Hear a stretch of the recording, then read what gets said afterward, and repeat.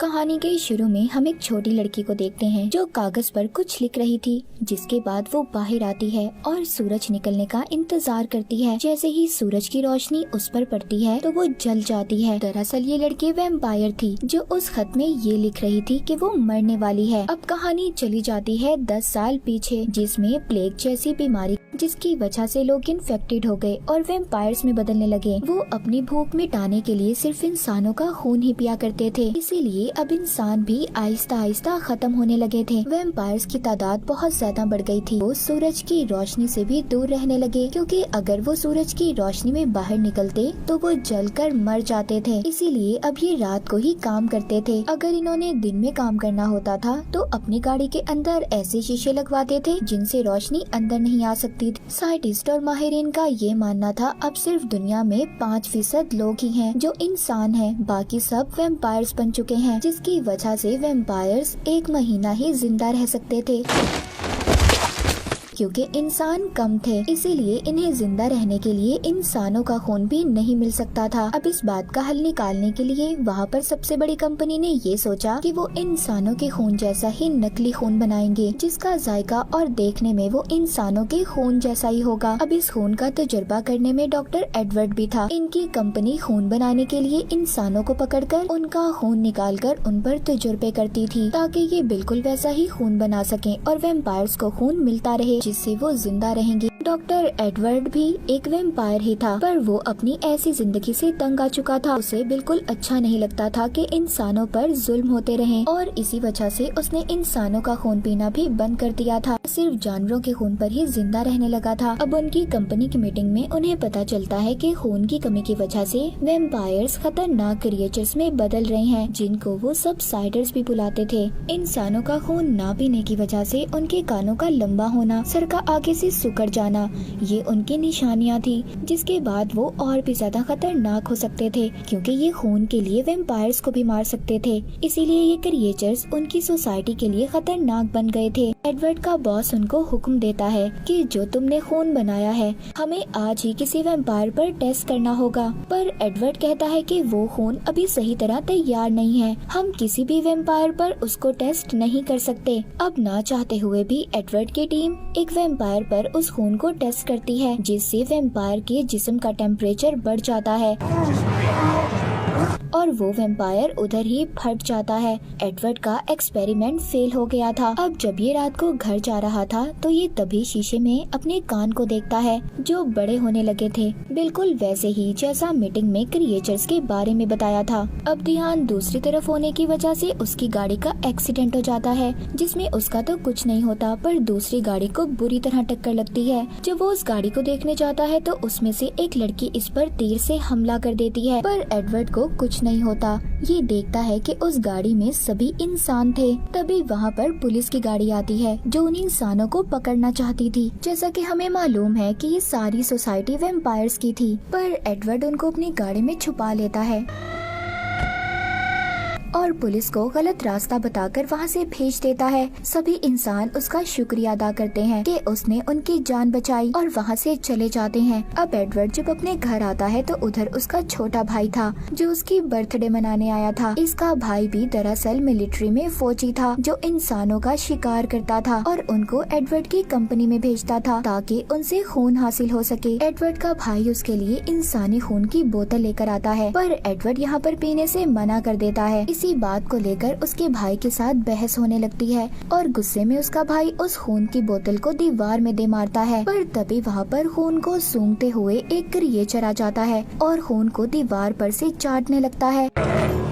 इधर इसका भाई खुद को बचाने के लिए चाकू उठाता है, क्योंकि ये क्रिएचर्स वैम्पायर्स को भी मार सकते थे। अब वो क्रिएचर इन पर हमला कर देता है, लेकिन एडवर्ड का भाई हिम्मत करके उस क्रिएचर को मार देता है। पुलिस जब छानबीन करती है तो उस क्रिएचर के हाथ से एक अंगूठी मिलती है, जिससे पता चलता है कि वो एडवर्ड का माली था। उसके जिस्म पर कुछ निशान भी थे, जिसे देखकर पता चलता है कि खून ना मिलने की वजह से वो अपना ही खून पी रहा था, जिसके 2 हफ्ते के बाद वो क्रिएचर में बदल गया। अब सबके जाने के कुछ देर के बाद एडवर्ड के पास वही लड़की आती है जिसने इस पर तीर से हमला किया था। इस लड़की का नाम ऑर्डरी था। दरअसल इसने एडवर्ड की गाड़ी में उसके कार्ड को चेक किया था जब ये गाड़ी में पुलिस से बचकर छुप रही थी, जिससे इसको पता चला कि एडवर्ड ब्लड का डॉक्टर है और ये इनकी मदद कर सकता है। अब ये इसको एक जगह का पता देकर चली जाती है क्योंकि ऑर्डरी के पास इस बात का हल था कि वो दुनिया में इस फैली हुई बीमारी को ठीक कर सकती थी जिससे सब इंसान वैम्पायर्स बने थे। उधर एडवर्ड का बॉस इससे कहता है कि नकली खून बनाने का कोई फायदा नहीं है क्योंकि जो अमीर वैम्पायर्स हैं वो असल खून ही चाहते हैं और उसके लिए अच्छी खासी रकम देने को भी तैयार हैं। अब एडवर्ड अपने बॉस की बात को सुनकर ये सोचता है कि इसका मिशन तो ये था कि नकली खून बनाकर इंसानों को बचा सकता। अब इसीलिए ये ऑर्डरी के बताए हुए पते पर चला जाता है।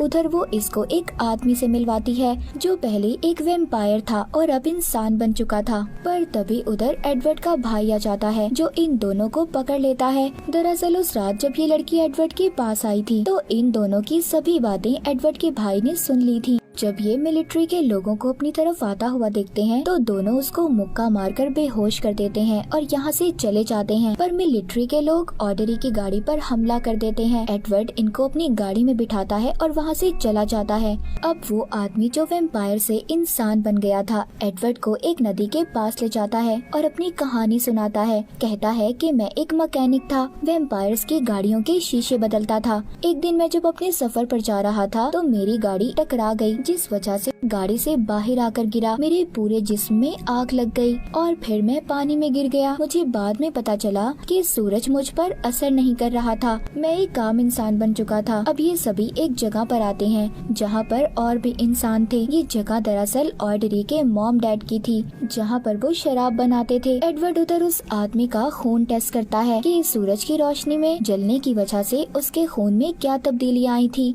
अब एडवर्ड समझ गया था कि एक वैम्पायर सूरज की रोशनी की वजह से ही आम इंसान बन सकता है। उधर दूसरी तरफ कंपनी में खून के ज्यादा जमा न होने की वजह से इंसानों का खून निकालकर उन्हें मारा जा रहा था। खून की सप्लाई भी अब कम हो गई थी। यही वजह थी जहां कॉफी शॉप पर 20% खून मिलाकर वैम्पायर्स को दिया जाता था, अब सिर्फ वो 5% हो गया था, जिससे वैम्पायर्स में गुस्सा बढ़ने लगा था। उनका अब खुद पर से काबू बिल्कुल खत्म हो गया था।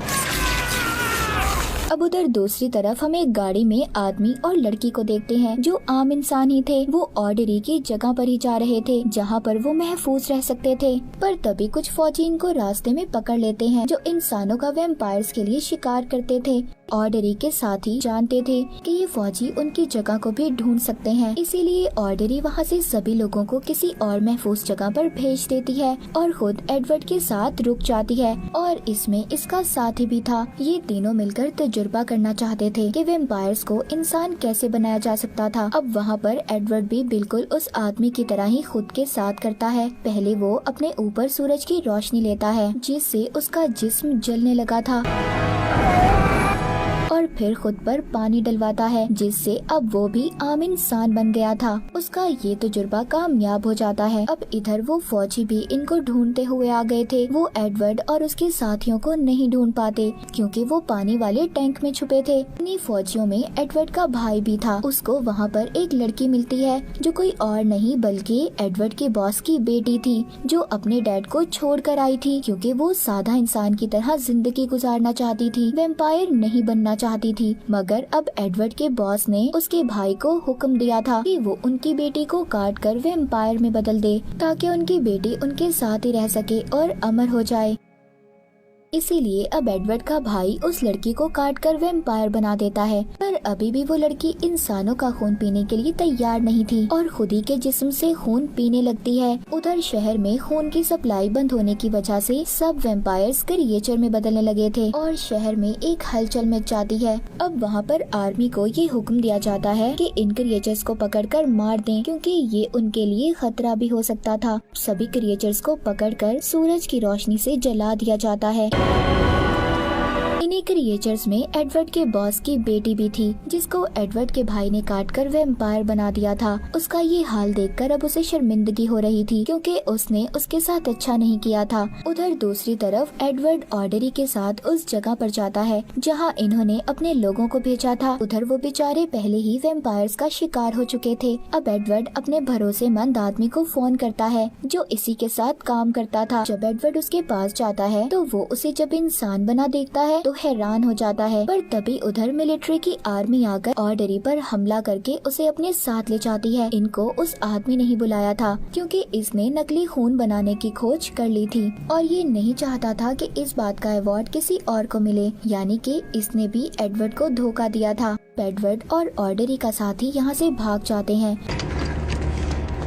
गैराज में जाकर छुप जाते हैं, पर इनका पीछा करते हुए एडवर्ड का भाई आ जाता है। पहले तो ये दोनों उसको मारने वाले थे, पर जब वो इन्हें कहता है कि वो इनका साथ देने आया है तो ये दोनों थोड़ा सुकून में आते हैं। पर तभी वहाँ पर एडवर्ड का भाई, जो खून न मिलने की वजह से भूखा था, वो ऑर्डरी के साथी का खून पीने लगता है। एडवर्ड जब तीर मारकर उसे मारने की कोशिश करता है तो ये देखता है कि इसका भाई भी आम इंसान बन चुका था। यहाँ पर एडवर्ड समझ जाता है कि जो वैम्पायर से इंसान बने थे उनका खून ही अब जो वैम्पायर्स हैं उनको इंसान बना सकते हैं। अब ये खुद को अपने बॉस के हवाले कर देता है क्योंकि ये ऑर्डरी को बचाना चाहता था और जाकर कहता है कि मुझे माफ कर दें और मैं दोबारा से वैम्पायर बनना चाहता हूँ। अब जैसे ही इसका बॉस एडवर्ड का खून पीने लगता है वो भी इंसान बन जाता है, जिसके बाद ये इसे मिलिट्री के लोगों के पास छोड़ देता है। वो अब उसको अपना शिकार बनाकर उसका खून पीने लगते हैं, जिसके बाद वो भी आम इंसान में बदल जाते हैं। अब एडवर्ड जब ऑर्डरी को वहाँ से बचा कर ले जा रहा था तभी उधर कुछ फौजी उनका रास्ता रोक लेते हैं। उन्हें बचाने के लिए अब एडवर्ड का भाई आगे आता है। सभी फौजी उस पर हमला करके उसका खून पीने लगते हैं और आम इंसान बन जाते हैं। लेकिन वहाँ पर वो आदमी आकर जिसने एडवर्ड को धोखा दिया था उन सब फौजियों को मार देता है जो आम इंसान बन चुके थे, क्योंकि ये नहीं चाहता था कि सोसाइटी में इंसान हो, क्योंकि इसका नकली खून बनाने का तजुर्बा कामयाब हो गया था जिससे ये बहुत सारे पैसे कमाना चाहता था। अब ये एडवर्ड और ऑर्डरी को भी मारने की कोशिश करता है, पर तभी वहाँ पर ऑर्डरी का साथी इस पर तीर से हमला करता है और इसे मार देता है। मूवी के आखिर में एडवर्ड, ऑर्डरी और उसका साथी तीनों इसी मिशन पर निकल जाते हैं कि वो सभी वैम्पायर्स को बदलकर आम इंसान की तरह बना देंगे और इसी के साथ ये मूवी यहीं पर खत्म हो जाती है।